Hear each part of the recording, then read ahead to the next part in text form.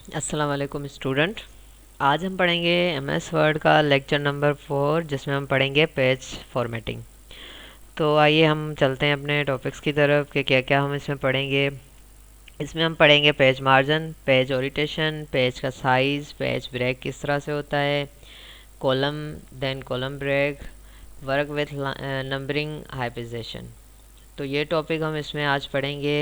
अब हम चलते हैं अपने एमएस वर्ड डॉक्यूमेंट्स की तरफ। फाइल हमने ओपन कर ली है। अब सबसे पहले मैं क्या करती हूँ, यहाँ पर मैं रैंडम टेक्स्ट अप्लाई कर लेती हूँ। टेक्स्ट मैंने अप्लाई कर लिया। उसके बाद हम आते हैं पेज लेआउट टैब में। पेज लेआउट टैब में हम जैसे ही आएंगे हमारे पास यहाँ पर ये मार्जिन का ऑप्शन है। मार्जिन क्या होती है, ये जो पेज पे हम साइड से वाइट स्पेस छोड़ते हैं ये कहलाता है हमारा मार्जिन एरिया।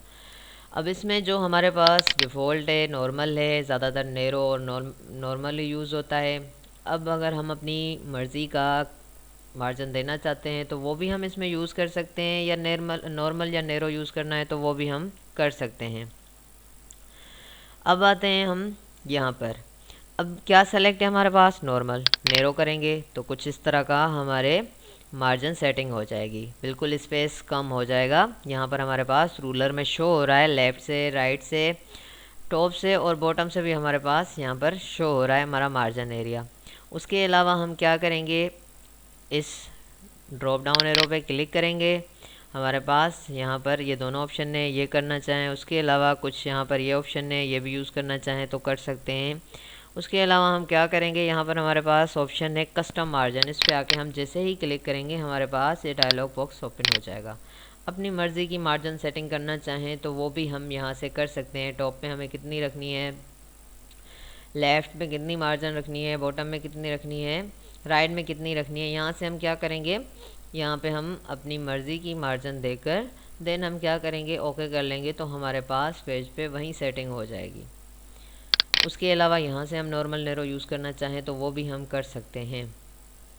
देन हम क्या करेंगे, इस ड्रॉप डाउन एरो पे क्लिक करेंगे तो भी हमारे पास यही सेम बॉक्स ओपन हो जाएगा। वहीं सेम हम यहाँ से भी सेटिंग कर सकते हैं, यहाँ से भी कर सकते हैं।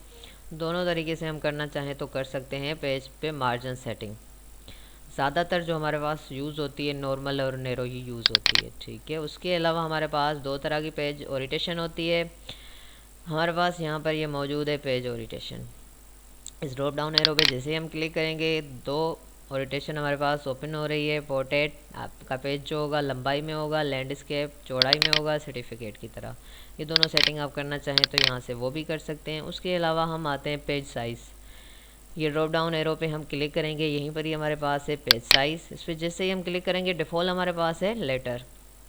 प्रिंट के लिए जो हमारे पास यूज़ होता है A4 यूज़ होता है, तो पेज की साइज़ हम सेटिंग यहाँ से करना चाहें तो वो भी कर सकते हैं।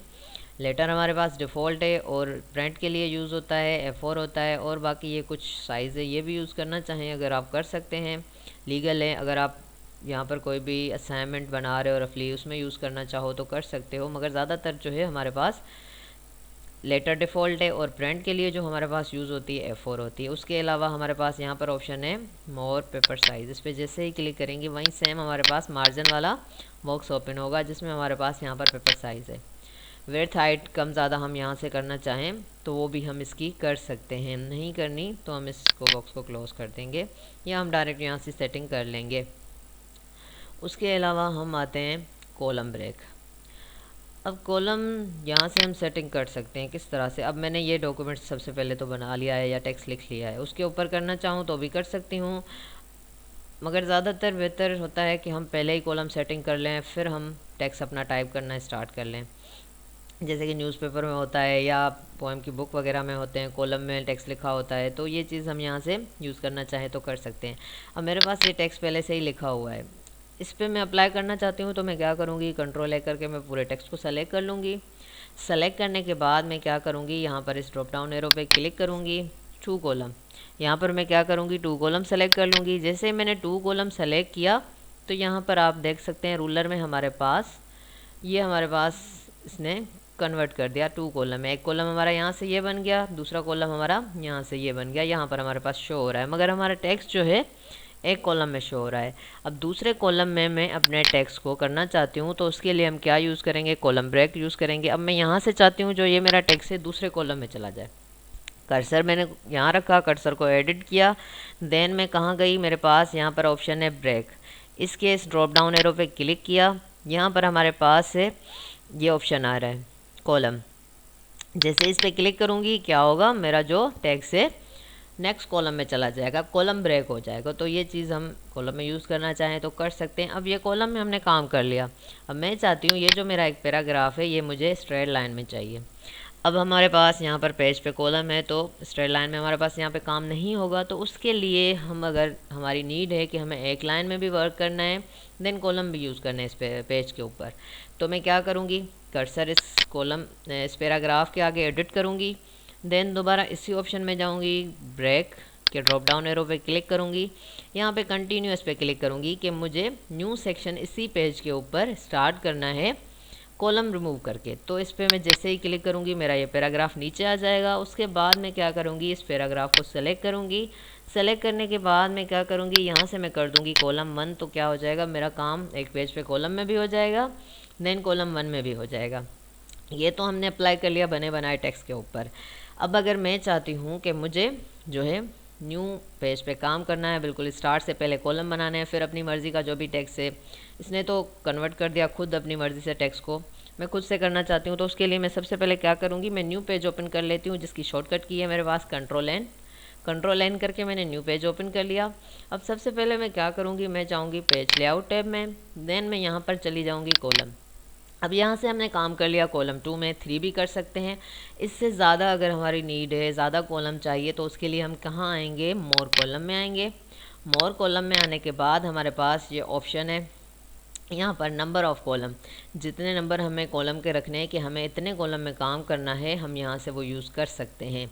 मैं यहाँ से कर देती हूँ 4 कॉलम। अच्छा, यहाँ पर हमारे पास ऑप्शन है लाइन बिटवीन, इन कॉलम के बीच में मैं लाइन शो करना चाहती हूँ, तो इसके मैं ऊपर चेक लगा दूँगी, देन मैं क्या करूँगी, यहाँ से ओके कर दूँगी। क्या हो जाएगा, मेरे पास 4 कॉलम बनकर आ जाएंगे। अब जो भी मुझे डेटा टाइप करना है, यहाँ पर मैं जो भी डेटा लिखना चाहती हूँ वो मैं लिख लूँगी, तो मेरा वो क्या हो जाएगा, 4 कॉलम में लिखा जाएगा। अब यहाँ पे जैसे कि मैं लिख लेती हूँ कोई भी मेरे रफली टेक्स्ट यहाँ पे लिख लेती हूँ, ठीक है, ये हो गया मेरा एक कॉलम में काम। अब दूसरे कॉलम के जाने के लिए दूसरे कॉलम में वहीं मैं सेम तरीका अप्लाई करूँगी, ब्रेक के ड्रॉप डाउन एरो पे क्लिक करूँगी, देन यहाँ से कॉलम ब्रेक, मेरा कर्सर उसने लाइन भी शो कर दी जो हमने वहाँ पे चेक लगाया था, ठीक है। दूसरे कॉलम में आ गए। अब दूसरे कॉलम में मुझे जो भी काम करना है वो यहाँ पर मैं डेटा टाइप कर लूँगी। इसी तरह मुझे तीसरे कॉलम में जाना है, वहीं सेम तरीका मैं अप्लाई करूँगी कॉलम ब्रेक। तीसरे कॉलम में मैं आ गई, जो भी मुझे डेटा टाइप करना है तीसरे कॉलम में मैं टाइप कर लूँगी। उसके बाद अब मुझे 4 कॉलम पे काम करना है, वहीं सेम तरीका ड्रॉप डाउन एरो पे ब्रेक के क्लिक करूँगी, देन कॉलम ब्रेक। अब 4 कॉलम में भी मैं अपना काम कर लूँगी। ये हो गए मेरा 4 कॉलम। अब मुझे जो है कंटिन्यूस लाइन में काम करना है, तो उसके लिए मैं क्या करूँगी, यहाँ पर मैं जाऊँगी ब्रेक ऑप्शन के ड्रॉप डाउन एरो पे क्लिक करूँगी, देन यहाँ कंटिन्यूस पे क्लिक कर दूँगी कि मुझे कॉलम ख़त्म करके एक सेक्शन में काम करना है। इस पर जैसे ही मैंने क्लिक किया मेरा कर्सर यहाँ पे नीचे आ गया। यहाँ पे मैं एक दफ़ा या 2 दफ़ा एंटर प्रेस कर लेती हूँ ताकि थोड़ा स्पेस हो जाए टेक्स्ट में। देन यहाँ से क्या करूँगी, कॉलम 1 सेलेक्ट कर लूँगी। अब क्या होगा, मेरा कॉलम में भी काम हो जाएगा, जो मेरी नीड थी मैंने वो भी काम कर लिया, देन मैंने स्ट्रेट लाइन में भी काम कर लिया। तो इस तरह से हम कॉलम और कॉलम ब्रेक यूज़ कर सकते हैं। पहले कॉलम टेक्स्ट लिखा है उसके ऊपर करना चाहते हैं तो वो भी कर सकते हैं। अगर हम अपनी मर्ज़ी का टेक्स्ट हर एक कॉलम में लिखना चाहते हैं तो वो भी हम यूज़ कर सकते हैं। तो ये था हमारा कॉलम में काम। उसके अलावा हमारे पास ऑप्शन है, मैं क्या करती हूँ, सबसे पहले मैं न्यू पेज ओपन कर लेती हूँ कंट्रोल एन करके। अब हम यहाँ पर एक पेज पे मौजूद है, मुझे नेक्स्ट पेज चाहिए, दूसरा पेज चाहिए। तो उसके लिए मैं क्या करूँगी, सबसे पहले मैं जाऊँगी इंसर्ट टैब में। हमारे पास यहाँ पर ऑप्शन है ब्लैंक पेज। इससे क्या होगा, न्यू पेज हमारे पास ओपन हो जाएगा, पेज ब्रेक हो जाएगा, दूसरा पेज आ जाएगा। उसके अलावा मेरे पास एक और तरीका है, पेज लेआउट टैब में आऊँगी, देन यहाँ पर चली जाऊँगी। यहाँ पर मेरे पास है पेज ब्रेक, नेक्स्ट पेज पे जाने के लिए नेक्स्ट पेज। यहाँ पर भी दोनों तरीके से कर सकती हूँ, इंसर्ट टैब में भी दोनों तरीके से कर सकती हूँ। तीसरा तरीका मेरे पास क्या है, कंट्रोल एंटर शॉर्टकट की है इसकी, वो भी करना चाहूँ तो वो भी कर सकती हूँ। टैब में जाकर पेज लेआउट टैब में जाकर यहाँ से भी मैं नेक्स्ट पेज ले सकती हूँ, इंसर्ट टैब में जाके वहाँ से भी मैं नेक्स्ट पेज ले सकती हूँ। देन मेरे पास शॉर्टकट की है कंट्रोल एंटर, में वो करना चाहूँ तो वो भी मैं कर सकती हूँ अगर यहाँ पे मैं अप्लाई करना चाहूँ। उसके अलावा मैं क्या करती हूँ, यहाँ पे मैं रैंडम टेक्स्ट लिख लेती हूँ। ठीक है, रैंडम टेक्स्ट लिखने के बाद मैं क्या करती हूँ, पूरे टेक्स्ट को सेलेक्ट कर लेती हूँ। अब मैंने यहाँ पर फॉर एग्जांपल बहुत सारा काम कर लिया है या कोई नाम लिख लिए हैं, कोई भी लिस्ट। अब मैंने उसमें सीरियल नंबर नहीं डाले, मैं चाहती हूँ मैं हर एक वर्ड काउंट करूँ, स्पेस भी मैं काउंट करना चाहती हूँ इस पेज के ऊपर। तो उसके लिए मैं क्या करूँगी, पूरे अपने टेक्स्ट को सेलेक्ट करूँगी। यहाँ पर मेरे पास है लाइन नंबरिंग, इस पर आप इसके ड्रॉप डाउन एरो पे क्लिक करूँगी। देन मैं क्या करूँगी, लाइन नंबरिंग ऑप्शन में चली जाऊँगी। सॉरी, यहाँ पे हम क्या करेंगे, यहाँ पर आएंगे, दोबारा लाइन नंबरिंग ड्रॉप डाउन पे क्लिक करेंगे। ठीक है, कंटिन्यूस पे क्लिक करेंगे तो हमारे पास क्या होगा, हर एक लाइन को, वर्ड को नंबरिंग में काउंट कर लेगा। तो ये चीज़ हम इस तरह यहाँ से करना चाहें तो कर सकते हैं, हर एक वर्ड को, स्पेस को काउंट करना चाहें तो कर सकते हैं। उसके बाद मैं क्या करती हूँ, यहाँ पे मैं कंट्रोल एन करके न्यू पेज ओपन कर लेती हूँ। न्यू पेज ओपन करने के बाद पेज लेआउट में जाके यहाँ पर मैं कर लेती हूँ नैरो। अच्छा, अभी हम पढ़ेंगे हाइफिजेशन। ये ज़्यादातर इसकी कोई एग्जांपल यहाँ पर मेरे पास नहीं है समझाने के लिए, मगर मैं कोशिश करती हूँ आपको क्लियर कर दूँ ये भी चीज़। ज़्यादातर हम जब पेज पे कोई भी टेक्स्ट लिख रहे होते हैं तो हमारे पास पेज कम हो जाता है, आधा टेक्स्ट हम ऊपर लिख के डैश लाइन लगा के उसी टेक्स्ट को नीचे कंटिन्यू कर लेते हैं। हाइफिजेशन वो चीज़ है, आप MS वर्ड में भी वो चीज़ करना चाहो तो कर सकते हो। यहाँ पे मैं क्या करती हूँ, मैं ये रैंडम टेक्स्ट लिख लेती हूँ। रैंडम टेक्स्ट लिखने के बाद मैं क्या करती हूँ, पूरे टेक्स्ट को सेलेक्ट करती हूँ, हाइफिजेशन के ड्रॉप डाउन एरो पे क्लिक किया, हाइफिजेशन ऑप्शन में चली गई। देन यहाँ पे ऑटोमेटिकली हाइफिजेशन डॉक्यूमेंट्स, इस पर चेक लगाया, ओके कर दिया। अब यहाँ पे आप देखें, यहाँ पे डॉक्यूमेंट्स मेरे पास आधा वर्ड यहाँ पे आ रहा है, आधा नीचे आ रहा है। तो उसने क्या किया, उसे डैश लगा कर कंटिन्यू कर दिया कि ये वर्ड कंटिन्यू, आधा यहाँ है आधा वहाँ है। इसी तरह यहाँ पर पिक्चर आ दी है, तो ये चीज़ आप इसमें यूज़ कर सकते हो। जैसे कि हम पेज पे कोई भी टेक्स्ट लिख रहे होते हैं तो उसमें हम ये चीज़ यूज़ कर रहे होते हैं। जो भी हमारा टेक्स्ट आधा रह जाता है, आधा लिख के फिर डैश लगा के उसी नीचे लाइन पे कंटिन्यू कर सकते हैं, तो हम ये चीज़ इसमें भी कर सकते हैं। तो ये था हमारा पेज लेआउट जिस पे आप हमने काम कर लिया। बाकी हम 5 लेक्चर में आगे पढ़ लेंगे। तब तक के लिए अल्लाह हाफ़िज़।